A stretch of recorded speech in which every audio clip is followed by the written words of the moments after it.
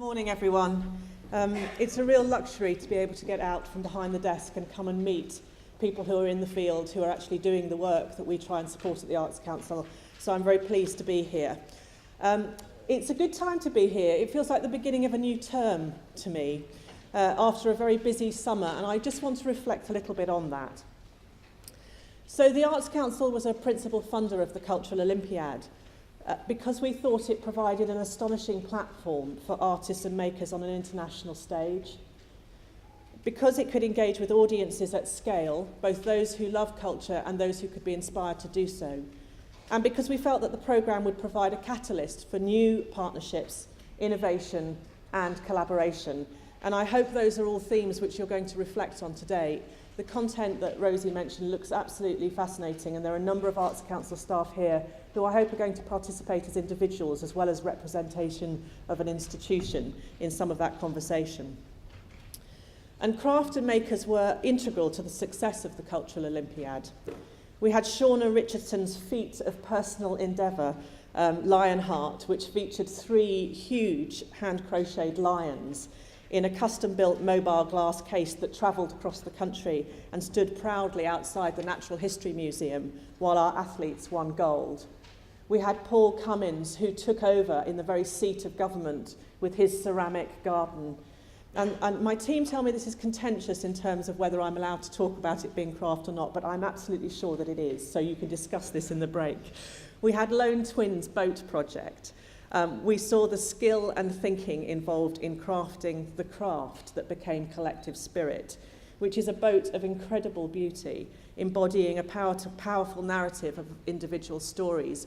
And if you haven't seen that project yet and you don't know what I'm talking about, it's on at King's College in October, and I really recommend that you go and spend some time having a look at it and touching it and feeling it, but also listening to the stories of the people who got involved and why they did, and what that craft means to them. So as a sector, you played a pivotal role in celebrating UK PDLC. Our talent and our creativity, our skilled workforce, and our unique way of seeing the world.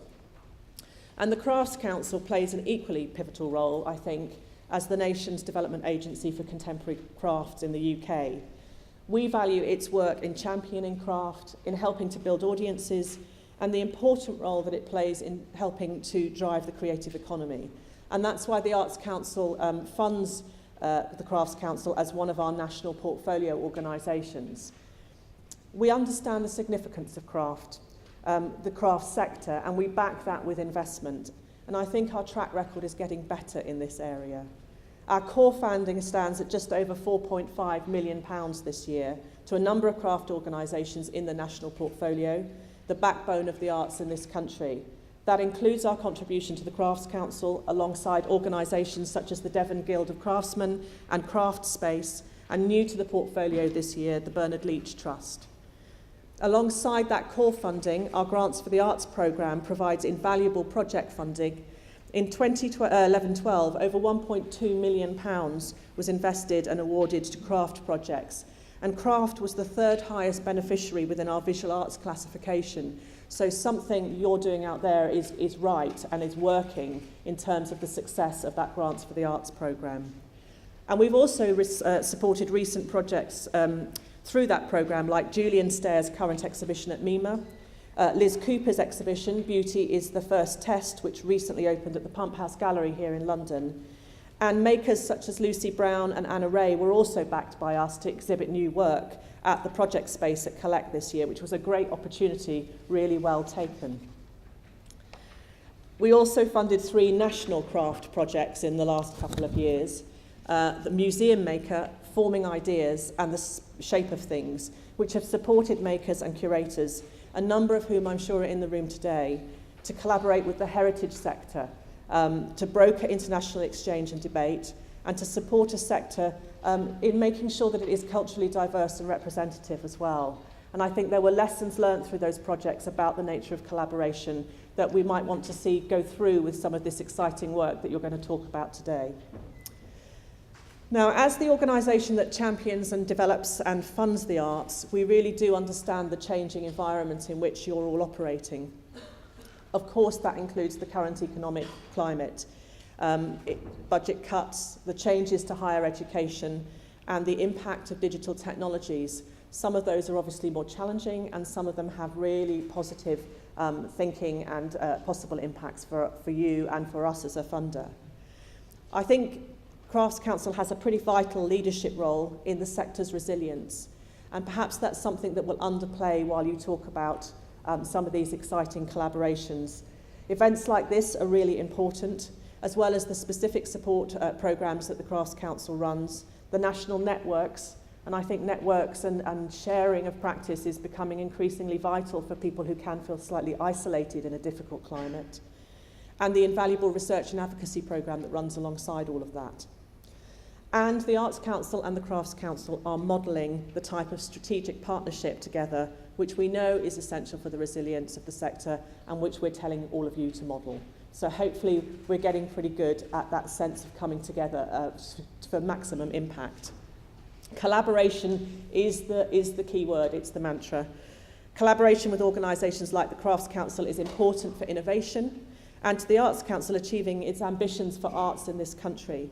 We know we can't do it alone anymore. There are many opportunities for collaboration. Last year we broadened our remit to include responsibility for museums and libraries development, and this presents real opportunities for craft makers to work with new cultural partners and to introduce their work to new audiences by exhibiting in different cultural spaces, perhaps again using some of the methodologies of those previous national projects as a template. And you should keep an eye out for a new Grants for the Arts programme we're going to launch specifically so that artists and crafts makers can work in library contexts. We're very interested in big, ambitious, collaborative projects that help libraries think about themselves differently in the 21st century.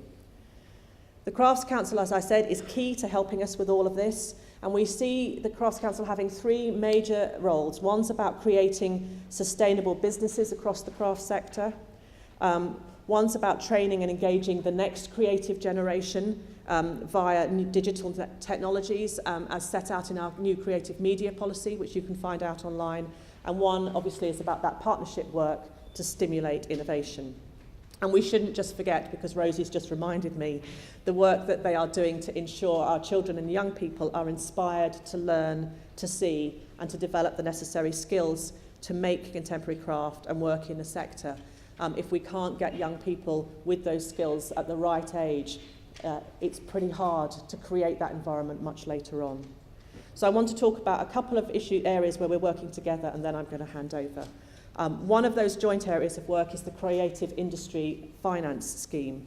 This is a loan scheme for creative businesses that the Arts Council is currently piloting in London and the Yorkshire and Humber area. It's a pilot, but obviously the pilot is there because of the difficult circumstances in which people find themselves. The Crafts Council is specifically helping us to provide bespoke support for craft businesses.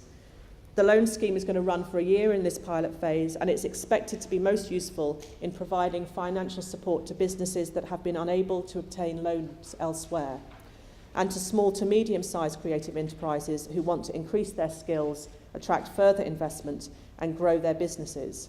So you can see that the Crafts Council working there on your behalf is incredibly important, and we know that the craft sector is made up of many of those small and medium enterprises.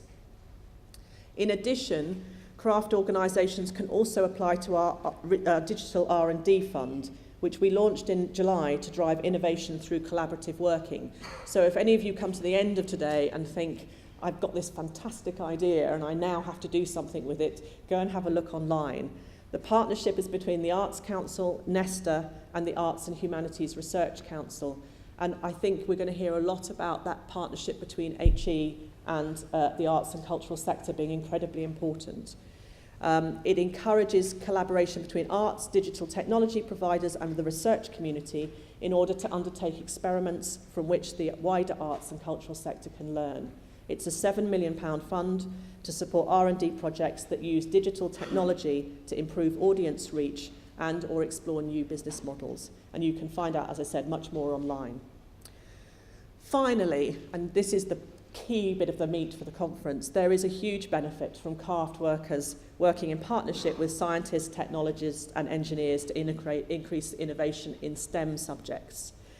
Over the course of the day, you will hear many examples of how the creativity of makers has had a transformational impact on other sectors.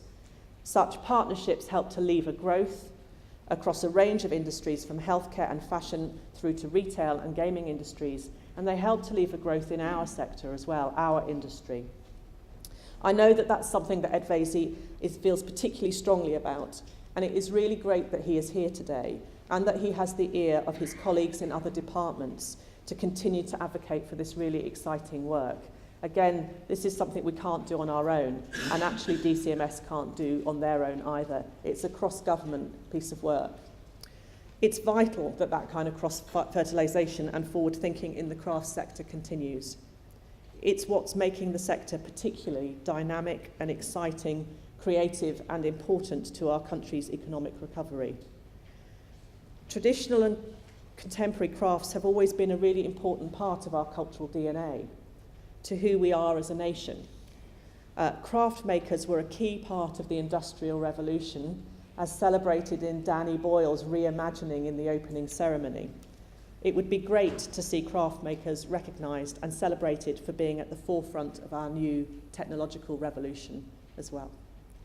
Thank you. I hope you have a really fantastic day.